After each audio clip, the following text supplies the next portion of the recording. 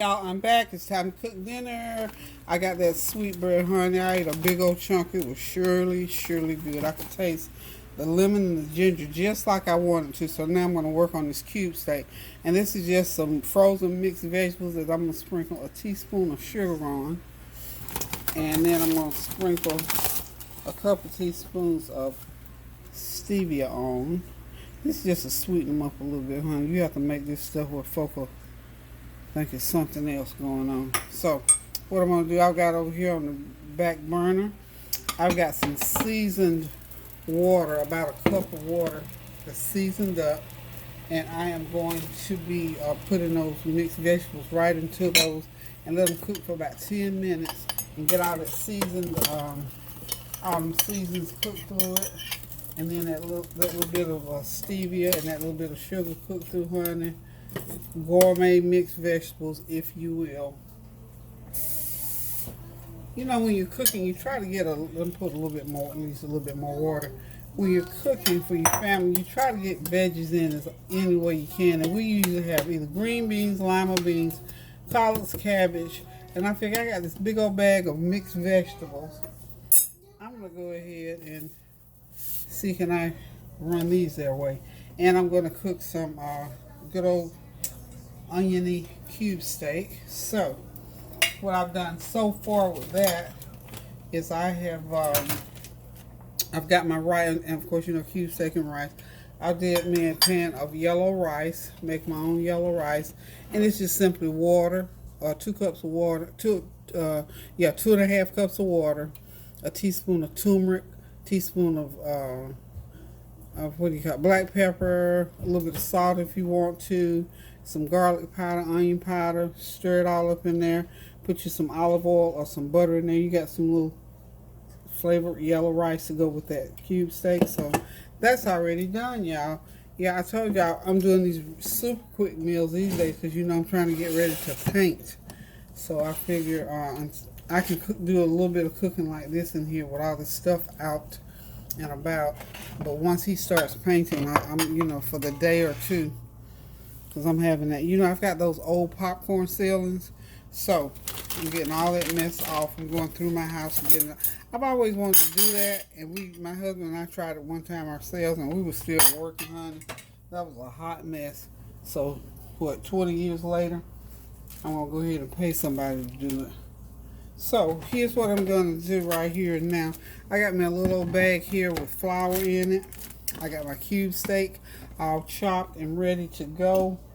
Get ready to season. I got my oil over here heating up in my pretty little old cornucopia. Hey Mary Liz, there it is. Love this pan because it's pretty. I can fry in. I learned I can fry in it. Just can't have the heat up too high because you don't want to ruin it and crack it, because it'll crack if it gets too hot. Okay, so that was a beautiful, wonderful, perfect gift to give. I'm gonna always keep my cornucopia on, because if I don't know if I tell y'all the story behind that, I got the first pieces of that when I was in Homestead, Florida, I believe it was. Tansy was a baby. She is now 44. So that cornucopia design is probably older than that, but I know it's at least 40 odd years old. So what I'm gonna do is go ahead and pour my flour in here. And try not to make a mess today, but y'all know it's gonna be everywhere. But anywho, I'm gonna start out with 4 pieces. Okay, get it going, ready to go in that skillet. What are y'all doing for dinner? Because I tell you what, this is a fast and furious one for me, because I still got, you know how you have stuff pulled out and I'm cleaning, I'm throwing away stuff, but I knew I needed to cook, so I'm gonna get it. Yeah, the grease is hot enough. So we're just gonna fry it up and brown it, and then we're gonna, you know, get it browned up. Then we'll make a gravy, let it cook for about a good hour, and eat it over that rice. What? What is this? What is this number? That's not a number. That's a letter. That's the letter L. L-O. That means on low. He's learning to read and spell and look at numbers, so he knows it's time all day long. He wants to know what time it is. What number is this? What letter is that? So that's good. That's what happens when they start. Okay, go ahead up there. Turn the hall light on. You a big old darling boy. You big boy. I got to finish doing this right now, baby. I'll be up there in a little bit, okay? Go ahead. You can turn that light on right there on the wall, please. Thank you so much, Sugar. He's at that age where he wants to know everything. Some things he wants everything, me to be right there when he does the other stuff that he's doing. But anyway, basically that is the way this is going with this cube steak. If you like cube steak, it's a simple dish to cook. Okay. I think I must have about four big pieces, and I like to cut mine in half. I don't like the big pieces. I like them. Okay, that's plenty of flour. Thought I had enough flour. Okay, so we'll get all these going. Go on to the bathroom now, Rick. Sugar, baby, darling. Okay, and I'm gonna leave that in that pan to cook, and just let it cook just about. You want it cooking a little bit faster than that, and then just turn it. And when it gets brown, we're gonna come back and make gravy. And we got us some cube steak, y'all. Okay, y'all, I think the meat is ready to come out, so I'm just going to go ahead and take my meat out. Got plenty of oil. I think I might even have to pull some of that oil out as we get ready to make the gravy for the meat. Now, some people make what you call swill, and it's, it's a gravy, but it's real light, pale gravy. Doesn't have any color to it.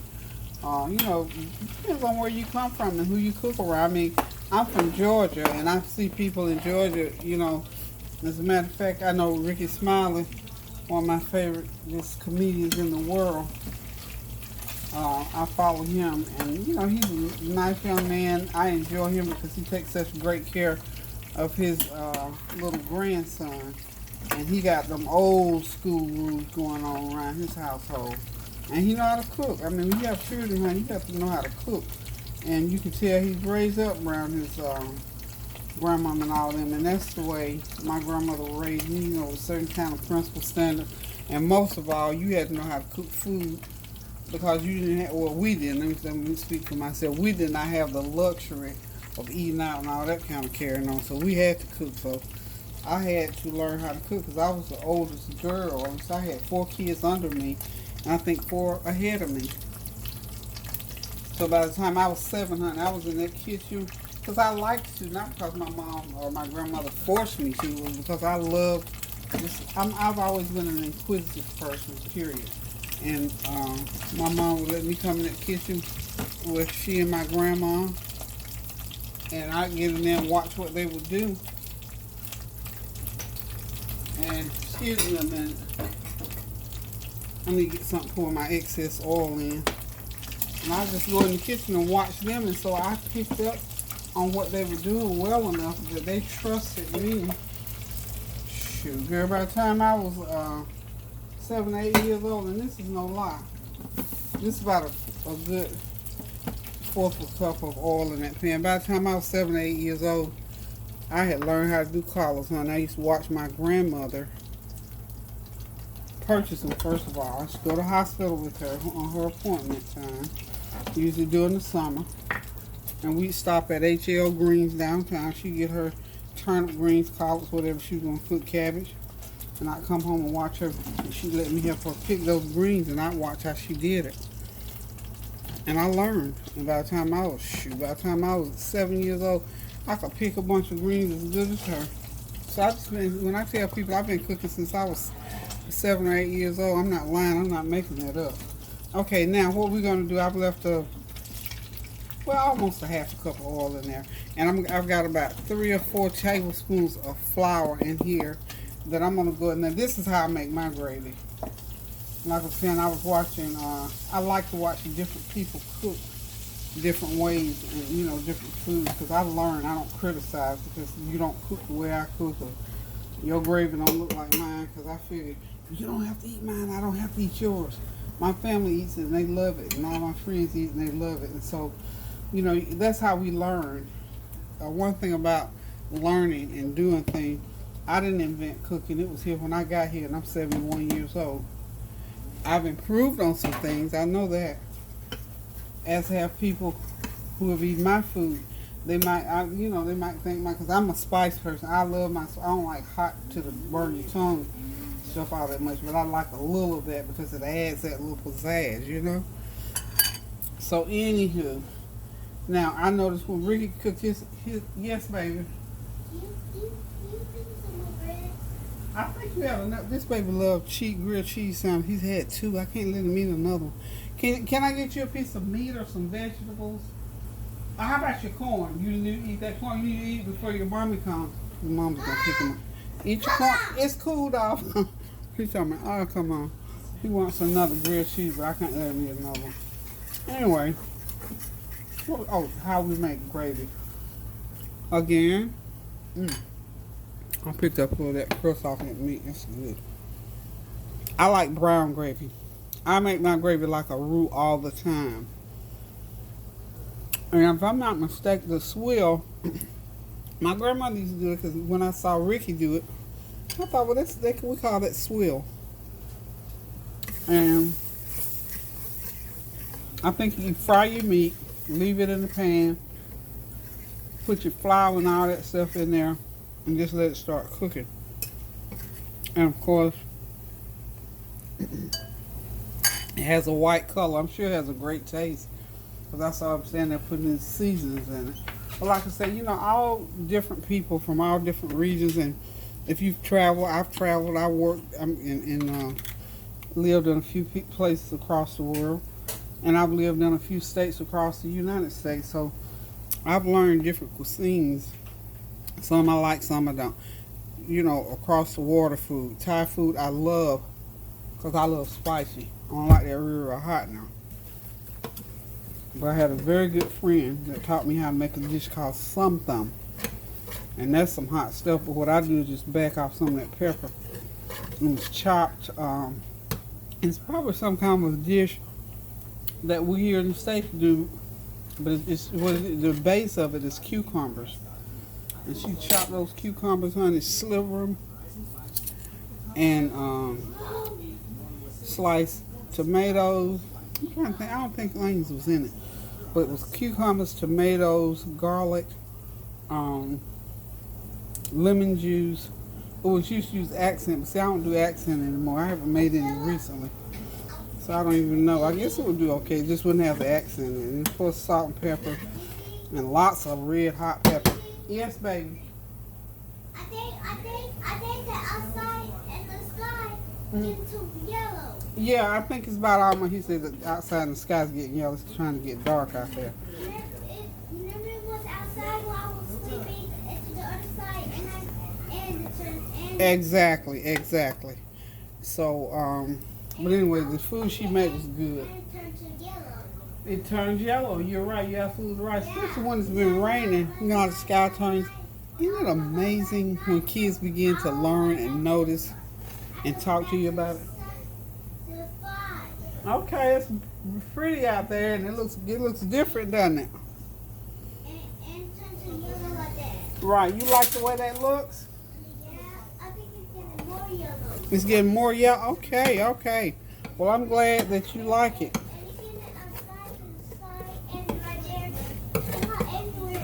It's everywhere. Okay. So, when is it gonna come out? it'll be all the way out here shortly. You won't know it's going to get all the way dark. So, anyway, I've learned how to cook a lot of things when I lived in Spain.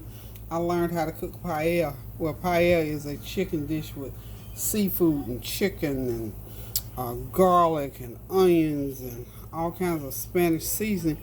Well, you go to some other regions, they make a paella. They may use different ingredients. It just depends on where you are. And then tortilla as well. The Hispanics make one, and the Mexican culture makes a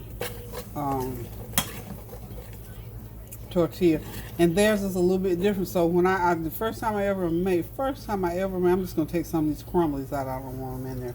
Some of them I don't want. First time I ever made it, somebody challenged me and said, "Oh, it was somebody from a Mexican descent said, "Oh no, that's not the way you make paella." And then I thought, well, that's where I learned how to make it in Spain. You know, you travel to different areas, and I'm sure other countries, other nationalities make tortilla. And after I thought about it, my grandma made tortilla. We didn't call it tortilla, but it was the same dish, just made a different way. And honey, you can get going back and forth with people about how this is made, how that's made. Okay, now I'm getting ready to go ahead now and pour my water in because that's as brown as I want my gravy or roux. You know, I make a roux type gravy. So just go ahead and get your water in there. Use cold water, and then I'll bring it back to a boil. And I'm gonna put a little bit of cream in there. And I'll get my seasonings in, drop that meat back in there, baby. And we got some good old brown gravy cube steak. And like I say, some people make a swill. That's that light brown gravy, which is wonderful. Put me a half a teaspoon of complete seasoning, you know it. And I'm gonna drop me another half a teaspoon of, a little bit over half a teaspoon. That was just onion powder. It ain't gonna do nothing but make it better. Make it even more oniony. And I did not saute my onions, so I'm gonna go ahead and put my onions in now. Now that's the other thing that will make the difference in this gravy. Normally, and I'm making it on purpose just to show you another way, because the way you cook food will determine how it turns out.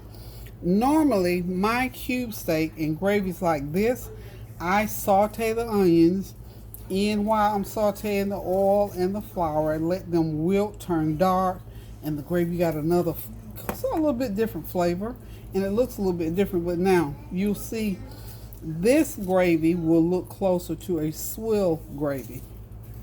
And so I know now when Ricky did his, he didn't pre-brown the gravy, but he put his onions in after the fact.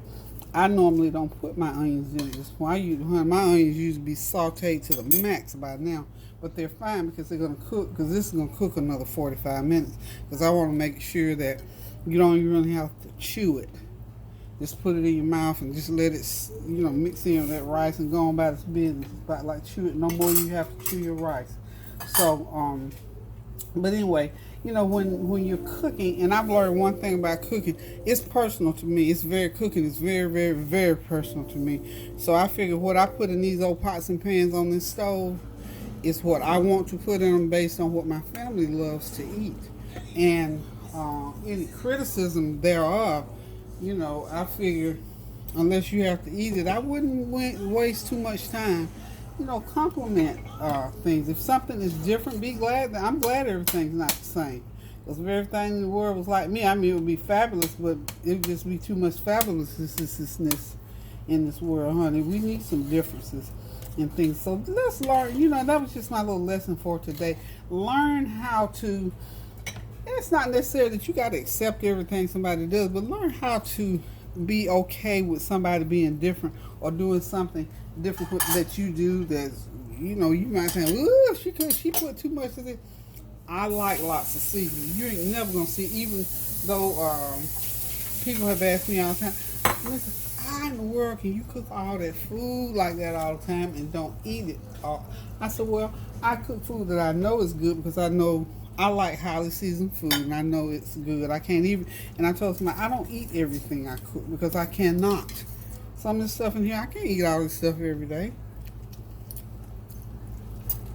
Especially after I had my heart surgery, and I got enough wisdom to not try to indulge on every single thing, but I eat most of what I cook, but not everything. So anyway, I need some more water. My gravy is a little thick. I want to thin it out because when you put the cube steak in there, because it was cooked with flour, and it's going to thicken a little bit more. And some people cook their cube steak without battering it with flour. I like to batter mine with flour so I can get that little crust, and it'll boil off into that meat. And woo! Okay, hold on. Well. And if you notice, I'm not putting in the salt because my seasoning that I mix up in the cabinet, my everything in the kitchen cabinet seasoning has enough salt. And I put, that's what I seasoned my meat with. So I didn't put any more. Well, I was going to put milk. What I do? Did I eat the can of milk or what in the world happened? Okay. Well, anyway, this gravy is just, I'm going to turn it up a little bit so it'll boil. I'm going to throw that meat in there and let it cook for about another 30-45 minutes, and it's going to be some kind of good when it comes out of there. Okay, y'all, still, I haven't left the building.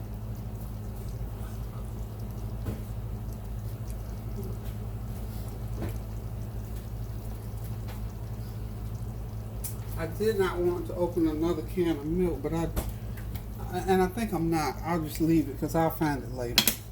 I don't want to open it because I know I've got a can open. You know how you have a lot of stuff sitting around? Whew. I can't see, y'all. I can't see real good right now. I do need some more black pepper. About another head. You know, cube steak, you have to put, not a lot, but you have to put a good amount of black pepper in cube steak. Okay? All right, so this is, we're at 20 minutes on this dish. And I think the only other thing, oh, excuse me, something got me. I'm just gonna put a dab. This is that Kitchen Bouquet. It just adds a little bit more flavor and a little bit more brown. But let me tell you, if you don't know how to use Kitchen Bouquet, stay away from it, honey. It'll mess you up. You can't think you can put in a whole lot in there. You can, that probably was a half a teaspoon, if that much. Okay? See how to brown that gravy up? I like a nice brown gravy. And if I wanted it browner, I would just left that roux part of it just cooking. So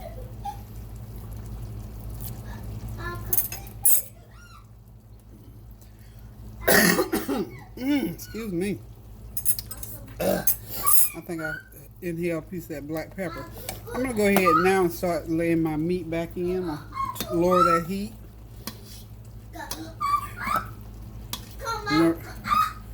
Isn't it amazing, huh? Little baby. He is he's learning little new things. He told me we were having a conversation. I can't remember what it was. But I was trying to tell him to stop doing something, but he kept right on doing it. And he said, "But could you listen to what I got to say?" I said, "I most certainly can, as soon as you quit doing whatever it is I told you to quit doing." He said, "But I need you to listen." I said, "Yeah, okay, I'm listening. Quit doing." But you know how kids can get hard-headed sometimes.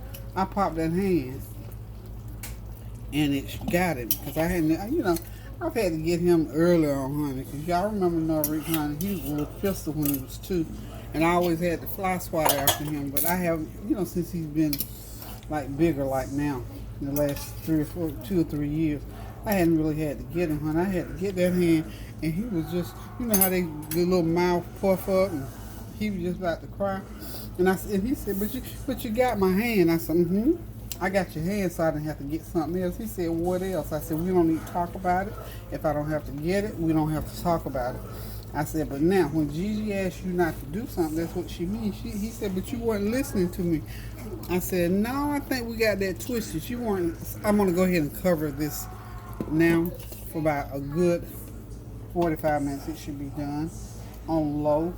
And I may have to add a little bit of water because remember that the flour that I battered, that meat is going to cook off into there and make it a little bit thicker. So for all practical purposes, this meal is done, y'all. I'm getting ready to get out of here and finish and straighten my kitchen out so I won't go to bed having nightmares about the mess that I left in here. Because I still got stuff sitting out and about. And girl, I have cleaned most stuff in here that I didn't even know was dirty. That's amazing. Okay, now, just to let you look at the meal. That's Norrican. Miles Morales is what he loves to look at. Lord help us. Okay, I got the yellow rice. Let me just get this like this. Yellow rice, and I got those beautiful confetti looking veggies. And that beautiful brown cube steak right there. So that's a nice little meal in about it took me, it's 24 minutes. It took me it took 30 minutes to put this together and get it on the stove. So we're ready to go with this. We could go on and eat here in the next 30 minutes. So there's my veggies that I mixed up with just some little black pepper, salt, some little bit of sugar, a little bit of stevia, complete seasoning black pepper, seasoned rice with turmeric, oil, and I didn't put salt, no, garlic powder and onion powder. And that is my beautiful cube steak that is going to be done in about another 35-40 minutes. So listen, guys, this meal is ready. And remember, I'd already made my ginger lemon and nut roll bread. I already made that, so I got dinner and dessert going on here, y'all. So y'all listen, keep those prayers going up now, so the blessings will continue to come down. Keep on praying without ceasing, and please, please, please wear your mask, wash your hands, and social distance. Consider what you're going to do for Thanksgiving. You know, not a big old crowd of folk. I was considering today, usually no more than 8 of us gather in here since this thing started. So y'all just be safe. I want all of us to be around for a long, long time so we can share what we do. Was I right? Okay, wonderful. So listen, guys, love you guys. Thank you, guys. Keep those prayers going up now so the blessings will continue to come down. Toodaloo.